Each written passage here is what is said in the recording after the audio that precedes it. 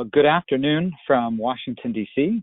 This is former Congressman Mike Ferguson. I'm the leader of BakerHostetler's federal policy team, and we are back this week with another installment of our webinar series, BakerHostetler, Bringing Congress to You. My co-host, as always, is my good friend and colleague here at BakerHostetler and former colleague in the House of Representatives, former Congressman Heath Shuler. Heath, great to be with you again. Hey, thanks, Mike. What a timely speaker we have today. Just as the House Democrats roll out their proposal for the next phase of pandemic relief legislation, we have the man who runs point on achieving the consensus and driving the policy agenda for the caucus. Right. We have Congressman Hakeem Jeffries. He's the chairman of the House Democratic Caucus. He's the fifth-ranking Democrat in the leadership in the majority of the House of Representatives. We're thrilled and honored to have him here with us today, and we're going to discuss a number of different things, including the agenda that he's helping to lead forward and how he's helping to navigate, Heath, what is sometimes a broad diversity of viewpoints within the caucus, the Democratic caucus in the House. Yes, the Democrats elected him to this role when they regained the House majority last year, recognized him as one of the brightest young stars of the caucus. Congressman Jeffries was elected to represent the Brooklyn-based district in 2012 after serving 6 years in the New York Assembly.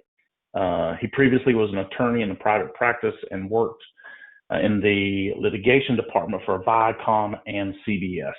And Mike, you and Hakeem both have a public policy master's degree from Georgetown. Yeah, in addition to his leadership role, he puts that deep policy acumen from Georgetown, that degree that we share. He puts that to work on the House Judiciary Committee and the House Budget Committee. And I'm thrilled now to introduce the representative from New York's 8th Congressional District, Chairman Hakeem Jeffries. Hakeem, it's Mike Ferguson and Heath Shuler. Welcome to the BakerHostetler webinar. We're delighted that you're here. Well, thank you so much for extending this invitation, and good afternoon, everybody. And Mike and Heath, it's great to join you at this particular point in time, and we're so thankful, of course, for the service that both of you provided to the country during your time in the U.S. House of Representatives. We all find ourselves in an extraordinary moment now, a twin crisis, both a public health crisis as well as an economic crisis of extraordinary proportions. That requires a continuing and extraordinary response. And it's been our, perspective that this is an all-hands-on-deck moment, an all-of-government moment, and an all-of-country moment as well for us to be able to defeat this COVID-19 pandemic, which we will do because of the strength and resiliency of the American people. But, of course, it will not be easy. And it's going to continue to require all of us within the Congress to rise to the occasion, both from the standpoint of articulating and fiercely guarding our values, and that's what we intend to continue to do in the House of Representatives, but also to seek common ground, understanding that we need to continue to proceed to effectively and efficiently and equitably get the job done for the American people by reaching across the aisle, finding the common ground, getting something through the House and the Senate that's strongly bipartisan at the end of the day that can be signed into law by the president. At the moment, there's a bit of a disagreement in terms of the urgency of proceeding. We in the House majority believe that with the unemployment numbers being what they are, and 20 million Americans seeking unemployment in April alone, staggering numbers that are beginning to reflect the dynamics of the Great Depression in the late 20s and early 30s, a pandemic the likes of which we've not seen in at least 100 years, more than 90,000, I believe the number is right now, Americans who have died, so much pain and suffering that we can't let our foot off the gas at this particular point in time, which is why we will be back in town on Friday, passing the HEROES Act, with our focus on making sure that we can drive resources to our states, our towns, counties, villages, tribal communities, and municipalities so that they can continue to provide public service to the people who need it the most at this moment, as well as providing various forms of economic relief directly to the American people through direct payment or unemployment, insurance, food security, support for our students, our colleges and universities, all of which we believe it's necessary for us to do at the moment that we're in. And so I look forward to our exchange throughout the next 45 minutes or so. And as we say in Washington, yield back the balance of my time. Sounds very familiar to Heath and me. Hakeem, appreciate that and really appreciate your service. And I know this is such a busy time in your leadership position in the House, and really appreciate you taking some time with us. It was funny, as I mentioned in our introduction, you and I were at Georgetown getting public policy master's degrees at the same time. We were slightly different years, but I think we had at least one overlap year there when we were studying there in grad school. And I'm sure we interacted back then, and probably had no idea that we'd be chatting here these many years later. But really appreciate your time today. And you talk about the HEROES Act, and we definitely want to talk some more about that. But I know,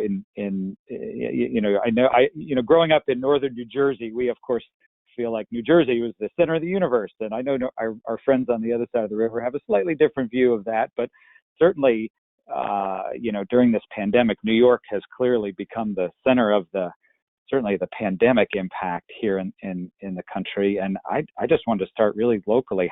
How is the city doing at this point? How is your district doing?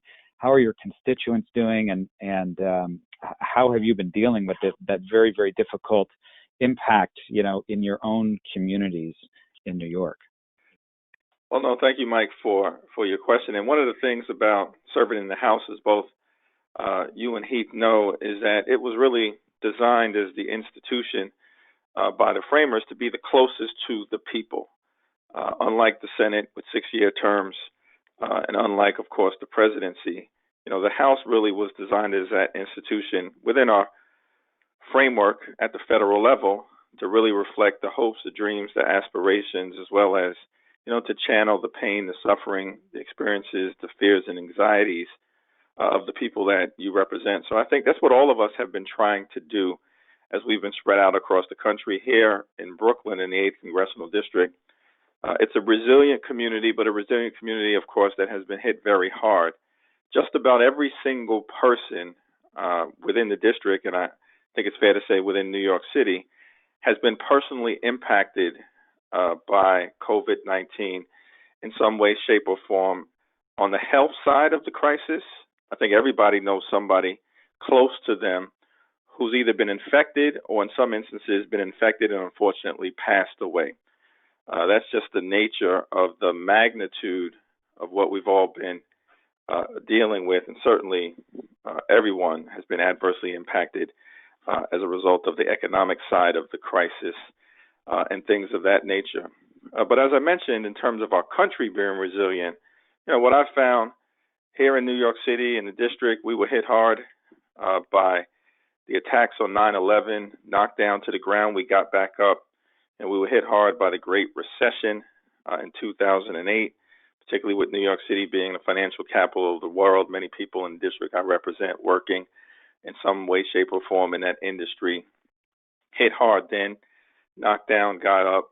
And similarly in 2012 with Superstorm Sandy, which impacted large parts of the southern part of the district that I represent, which runs along the Coney Island Peninsula, as well as some neighborhoods in and around what's called Jamaica Bay in South Brooklyn and Queens, hit hard again, knocked down, got back up.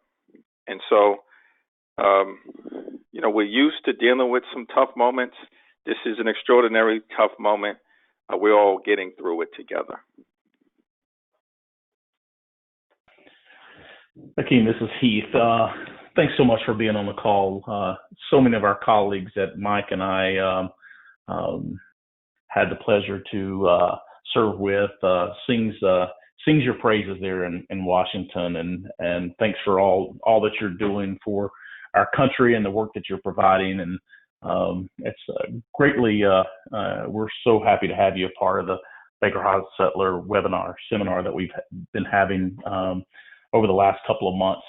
And we actually had Stephanie Murphy, one of your superstar colleagues, on a few weeks ago. And we're starting to hear a little bit of rumors that, that maybe the caucus is divided. And I know that's being a blue dog member before, we kind of know how that was and how we always worked. Rahm Emanuel had your position, and there was many battles that we faced with Rahm. I think Rahm won most of those, but do you see a battle coming down between the frontline, more moderate Democrats and the Progressive Caucus as you're going into Friday's vote? Yeah, it's a great question, and we are, as you know, Heath, a big caucus, a big family, a diverse family, an enthusiastic family. Nobody is bashful. People share their opinions. We think that is an important part of the lawmaking process. And what we as House Democrats, the most diverse legislative caucus now across every measure in the history of the Republic, that includes ideology and race and gender and region and religion across the board. We think that diversity is a strength, not a weakness. But of course, it will always present a challenge in terms of making sure that we find the common ground within our caucus to push things forward. But we're going to do that, and we're going to do it because we all are fundamentally committed to the same thing as it relates to fighting for the people, standing up for frontline workers, standing up for displaced workers, standing up for low-wage workers, standing up for small businesses, and standing up for the poor, the sick, and the afflicted who were really hit hard by this pandemic. Now, over the last 2 days, concluding with a call that we had at 11 this morning, we've had 5 different subject matter calls led by our relevant committee chairs, from Ways and Means to Appropriations to Energy and Commerce on the public health aspects of this, to Education and Labor, to Small Businesses, to Maxine Waters on Financial Services, to today, Committee on House Administration about the democracy aspects of universal mail-in voting and things of that nature, as well as our Rules Committee Chair, Jim McGovern, who briefed us on provisions to create remote voting so that Congress can be stood up, even if we're not always able to be physically present. So this is a massive undertaking in terms of our engagement, and the HEROES Act is another strong step in that direction. It's going to involve consensus building, but I think that we are there in terms of achieving the highest common denominator, which is always our objective. No one group within the caucus, no one group within the Congress is ever going to get their way. That's not how it's going to be in a democracy. And so, there are things that members of the Progressive Caucus have pushed for and achieved in terms of substantial victories on behalf of the American people in this bill, but some things that they may have not achieved. Same for the Blue Dogs, same for the New Dems. But the highest common denominator, I think, has been accomplished. And I think ultimately we're going to be able to get this bill over the finish line on Friday.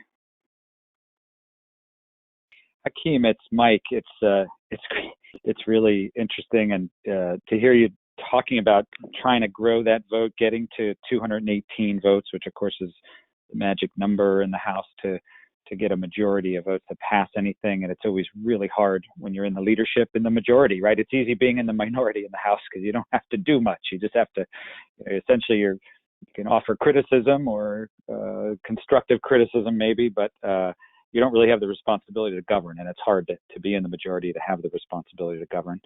I remember Republicans having some of the very same challenges when they were in the majority of trying to build that consensus. So it's true on both sides of the aisle, I guess. I wanted to ask you a question about housing, particularly important, I know, in New York and in many of our communities around the country that are been particularly hard hit with the economic impact of the COVID epidemic. And I want to ask you about housing relief, including perhaps in the HEROES Act.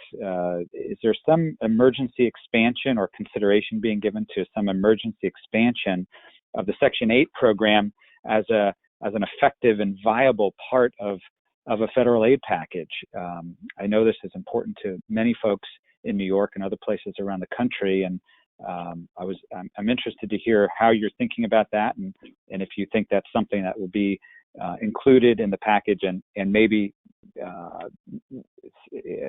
make its way into a final bill that might get signed by the president. Yeah, it's a great question, Mike. And to your first point in terms of governing and the distinctions between the majority and the minority, and you may have been in Congress at the time when Mike Pence was the chair of the House Republican Conference. And Mike and I were classmates in the class of 2000. We were elected together and okay, wonderful. Many things. Yeah.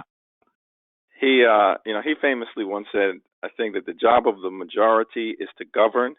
The job of the minority is to get back into the majority. And so, you're absolutely exactly right in terms of sort of what the two roles are, and they invert themselves, obviously, depending on who's in power. But we do want to achieve ultimately a bipartisan consensus as it relates to what needs to happen. And I know my colleagues on the other side of the aisle, both in the House and the Senate, are proceeding in goodwill, good faith. They may just have a difference of opinion in terms of timing, and we think that the moment demands us to move forward with the fierce urgency of now, but ultimately I think we'll be able to work this out. In terms of housing, the HEROES Act does include an additional $100 billion fund for rental assistance, I believe through the vehicle of enhanced Section 8. But Maxine Waters has driven that train in terms of that aspect of the bill, fought very hard to make sure that there was robust funding to, I think, help tens of millions of renters in terms of the stress and strain that they're on. And it includes an additional $75 billion fund to assist people who may be struggling with the payment of their mortgages. In earlier forms of our intervention on the legislative side, we limited the ability for foreclosures or evictions to take place in part as it relates to mortgages that had a federal component to it, included forbearance relief, but we recognize that now much more needs to be done. This crisis is going to be with us for a long period of time. We don't want people to lose their homes, be thrown out onto the streets, exacerbate the homeless problem that we have. Seems to be a sensible thing for us to do as part of a 360-degree approach to dealing with the challenges that the American people are facing through no fault of their own because of the pandemic. And hopefully our colleagues in the Senate and ultimately the president will see fit to do something meaningful in terms of housing relief and intervention as well. Hakeem, this is Heath. North Carolina is a state where we're starting to go back to work, kind of get back in the swing of things. And so many of the small business mom and pop operations are really concerned about a limited legal liability, for their businesses. Even when they're following the strict guidelines of the state and doing everything they possibly can, do you think that there'll be some legislation based upon if everything is followed correctly by the law or the recommendations of the states or the cities that they could loosen take away that liability for the companies? Yeah, I think that there are a few different things here that we're going to have to do to deal with the moment that we're in and address liability concerns that have been articulated by small mom and pop businesses as well as major corporations. The whole spectrum have expressed concerns related to this situation that we all find ourselves in. I think first and foremost we have to recognize that we have to solve the public health problem. And in order to solve the public health problem, we need to make sure we have robust testing, robust contact tracing, robust access to treatment, and in the HEROES Act, we're focused on all three: testing, tracing, treatment. We also have to make sure that we have stood up isolation capacity so that those individuals who find themselves having to quarantine because of a positive test result, but live in very dense circumstances and are unable to effectively self-quarantine, we create that capacity. The mayor here in the city and the governor are working on several initiatives, but we need that national capacity. And then ultimately, of course, we've got to make sure that the social distancing protocols in place are as uniform as possible throughout the country, notwithstanding the system of federalism that we have. And we know there's autonomy at the state and local level, but this is a pandemic that affects everyone, knows no regional boundaries. And so we all have to get on the same page in terms of how we can collectively defeat the COVID-19 virus together through this lens of testing, tracing, access to treatment for everybody, isolation capacity, social distancing protocol across the country, and then ultimately, of course, universal access to a vaccine.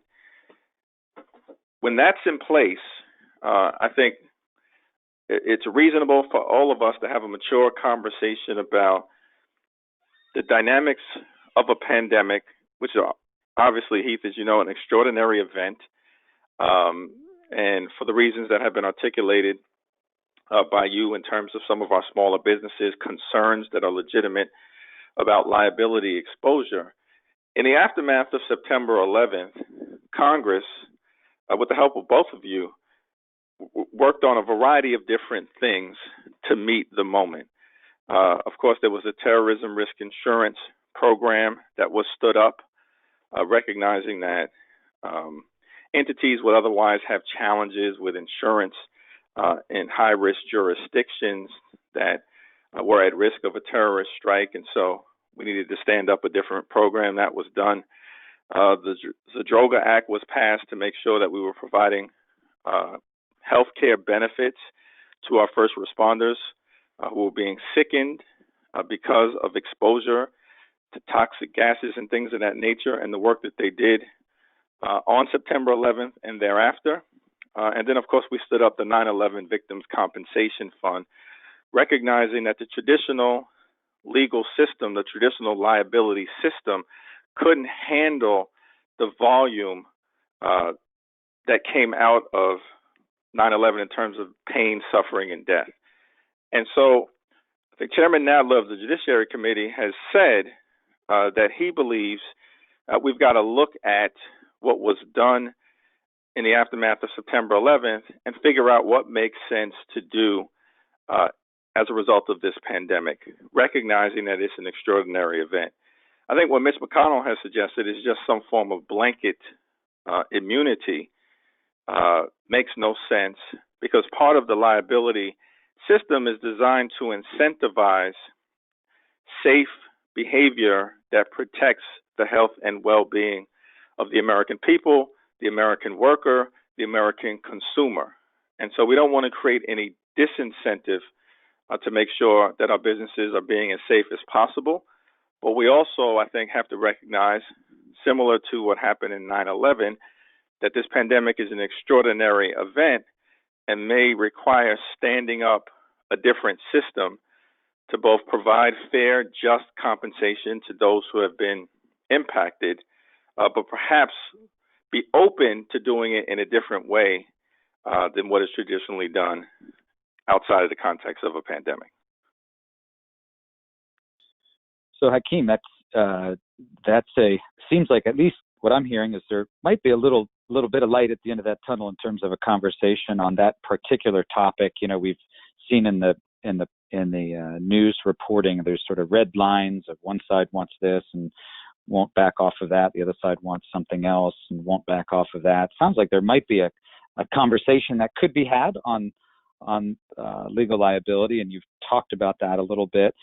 And of course, as you mentioned, Mitch McConnell and Kevin McCarthy and others have talked about liability as an important priority for them. President Trump seems to be talking about payroll taxes, and maybe other business tax relief.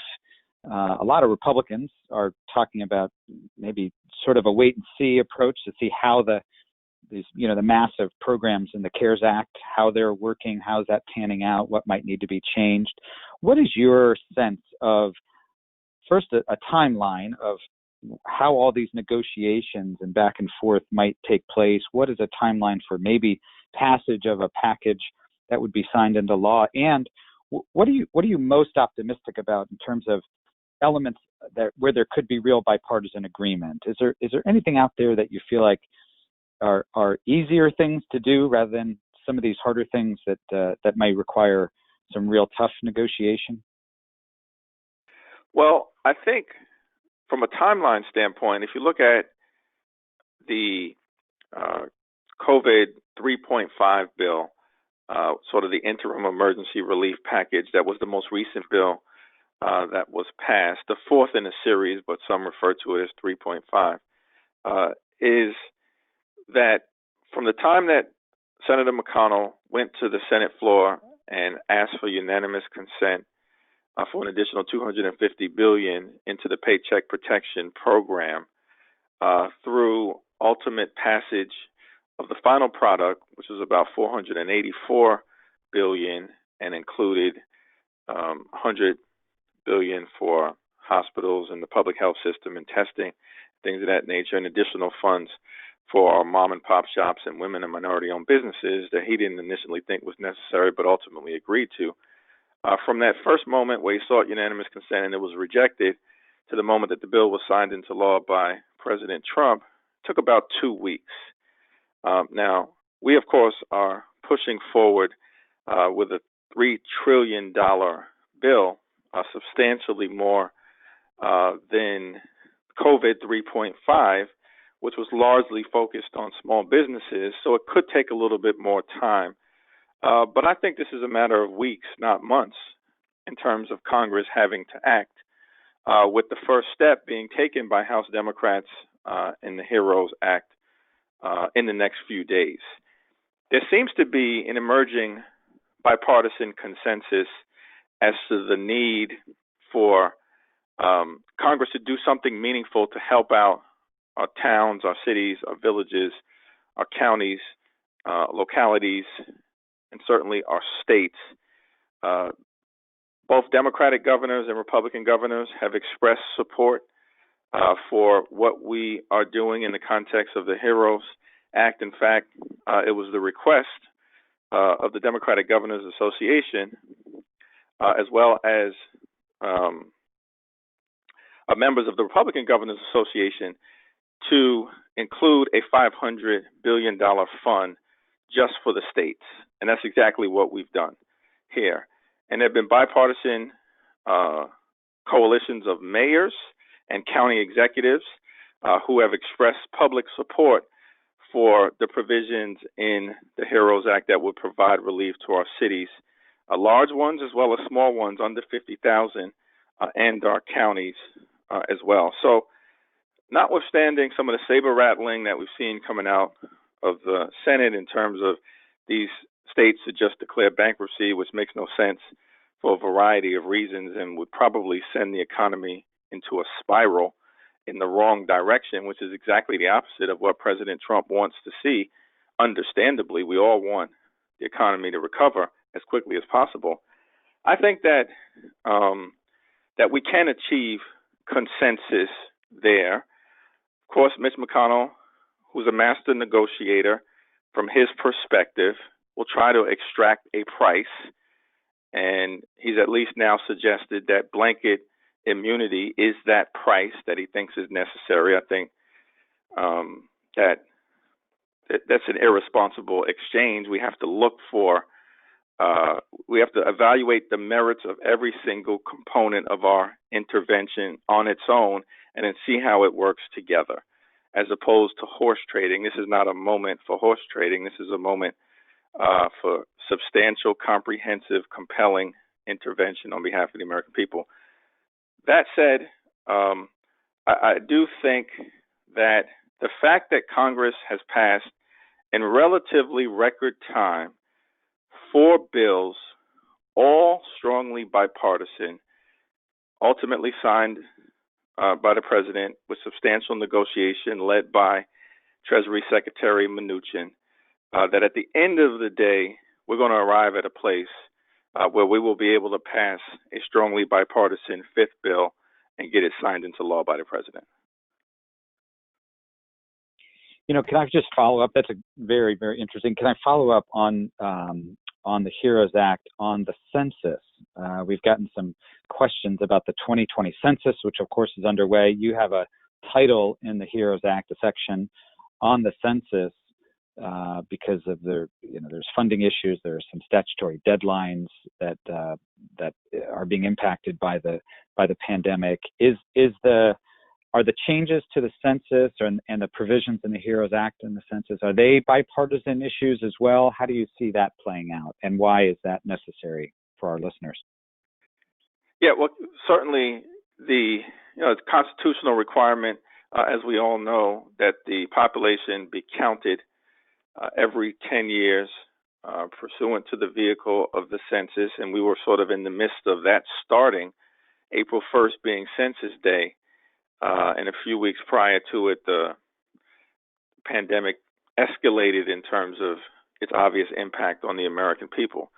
But that is something that absolutely needs to happen, both to make sure that our resources are fairly and equitably distributed. And, as you know, Mike and Heath know from your time in Congress, often the formulas are based in part or in substantial part or completely on population. Sometimes the formulas in terms of how federal funds are distributed are based on other things. We're working on the state stabilization fund to be distributed in part based on population, but largely based on rate of infection.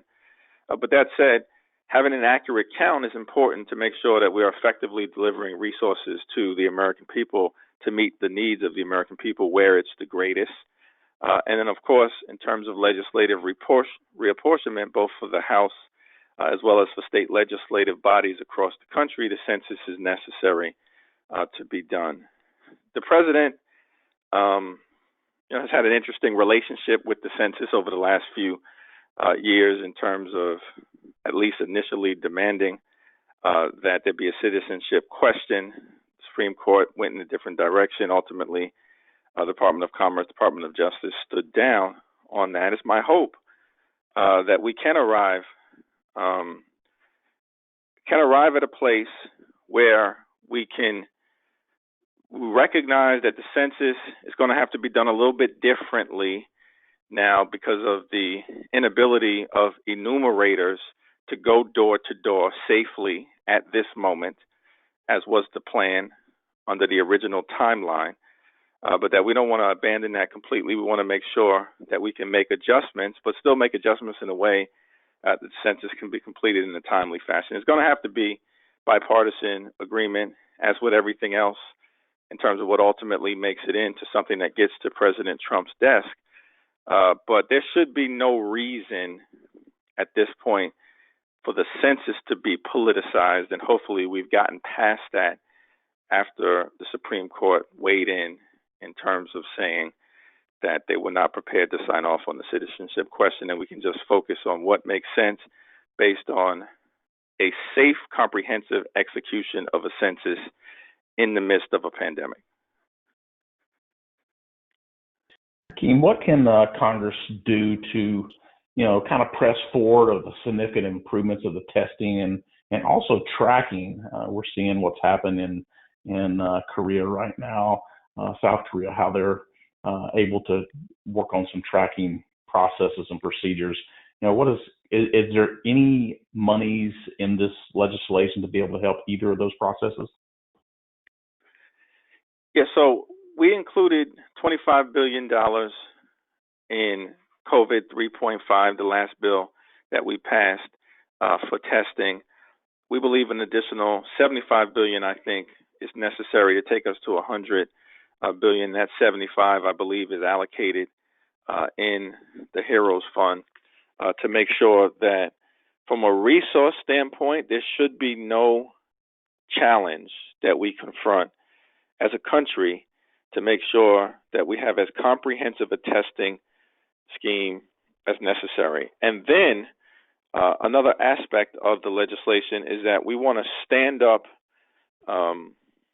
sort of a tracing specific Job Corps-like program to begin to hire people with familiarity in the communities that they will be doing the tracing in, whether that's in urban America or rural America, underserved communities, communities of color, immigrant communities across the board. We want to make sure that we can both stand up contact tracers, do it in a way that's comprehensive across the country, and do it in a way where the people who are being deployed are familiar with the communities that they'll be working in, whether that's, suburban New Jersey or rural North Carolina or inner city Brooklyn. And so I think that should be an area where we can find common ground. And it's what the data dictates, or the professional public health experts have suggested needs to happen if we're going to find our way out of this.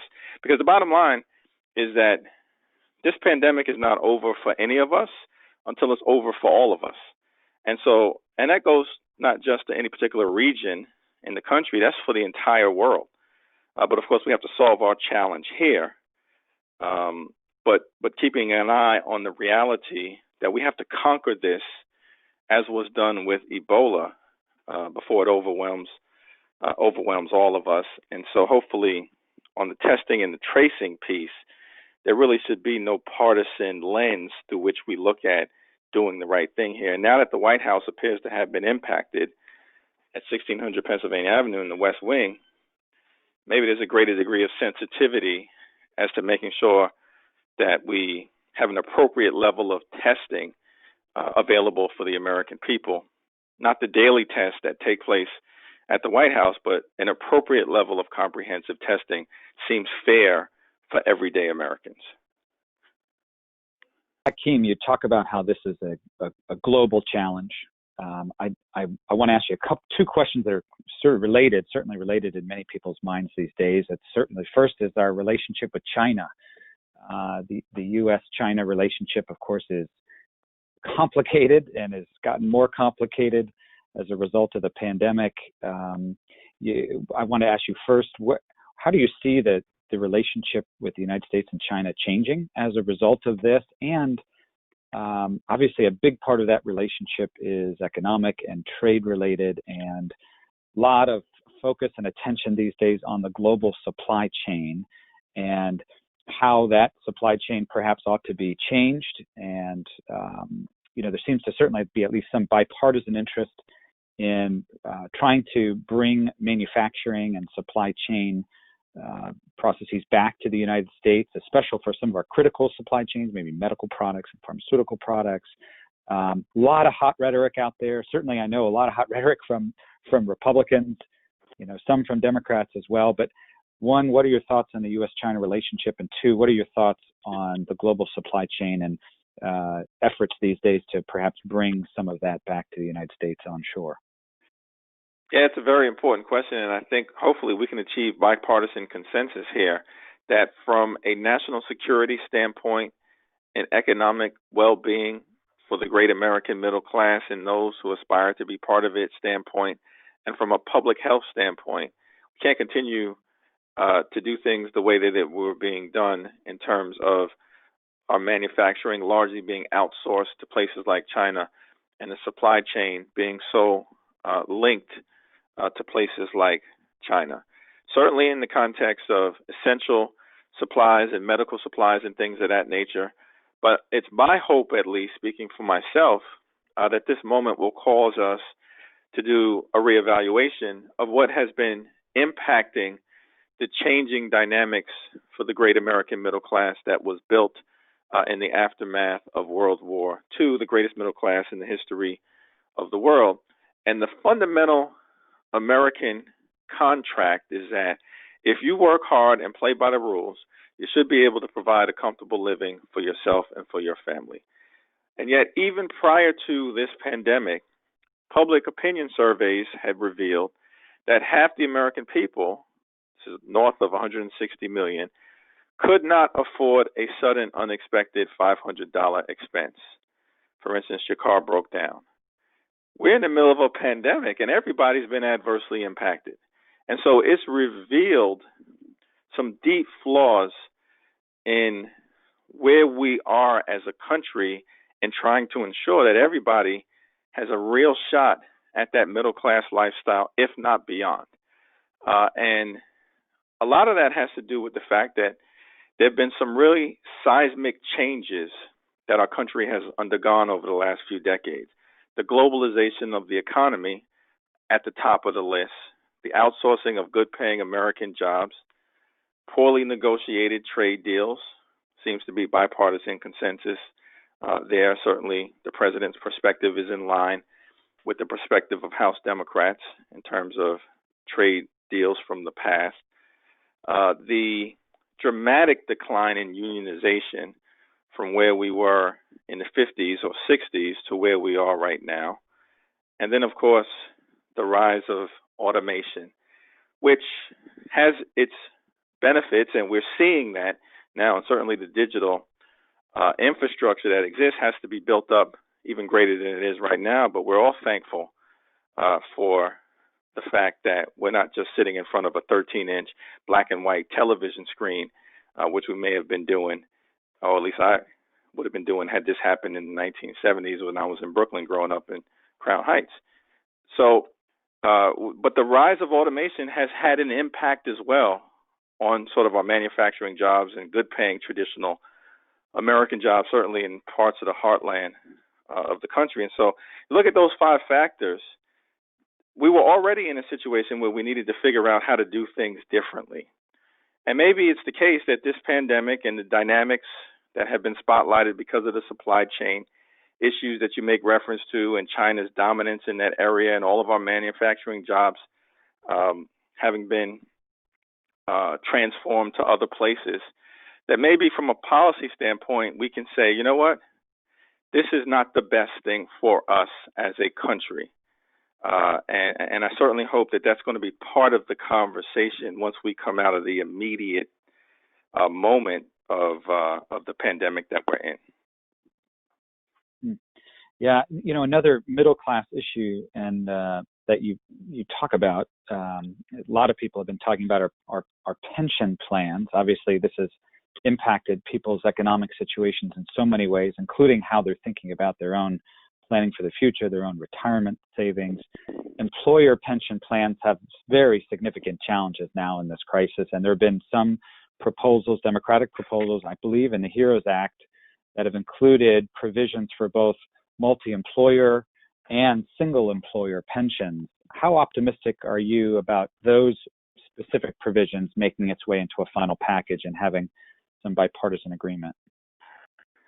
Yeah, it's certainly, you know, the retirement, when you think about sort of the great American middle class dream, and, you know, that's a good paying job, that's being able to purchase a home, it's being able to send your child to college if they choose to go that route, though there are certainly other pathways to a great middle class lifestyle. And then it includes being able to retire with dignity and security. And we know that retirement insecurity has become a very significant issue for a variety of reasons. And we've moved largely from defined benefit plans to defined contribution plans. And, you know, the economics of that are what they are. But it's happened, and it's created great uncertainty generally as people have moved to 401ks and the uncertainty of the market, as we've now seen multiple times over the last few decades in the Great Recession and now the hit that people have taken connected to this pandemic. We also know that there are pensions that may have their investments wrapped up into the market as well and have taken a significant hit. But perhaps, you know, there was already some strain coming out of the last economic crisis of the Great Recession. And at least from the president's standpoint, it's our understanding that he has had conversations with many in the building trades and committed to doing something to fix some of the challenges with the pension system. And we certainly are committed to doing that. And if we can find common ground with the president, that usually has been the formula for being able to get something done, even if there's resistance or hostility coming from the Senate Republican majority. And, as we were able to do in terms of working with the president on criminal justice reform in 2018, which we were able to get over the finish line, or whether it was in terms of getting the U.S.-Mexico-Canada trade agreement resolved, and notwithstanding the fact that Senator McConnell had a clear problem with it, we were able to work pretty well and closely with the White House, and ultimately came to an agreement there that the Senate then took up. That's been the case in terms of a lot of the legislative initiatives in connection with this pandemic. Seems to me that given the possibility that there's alignment between the House Democratic majority and the president on doing something, that we should be able to get a fix over the finish line, and that will be good for large parts of middle class America. Well, Congressman Hakeem Jeffries, you have been a fantastic guest.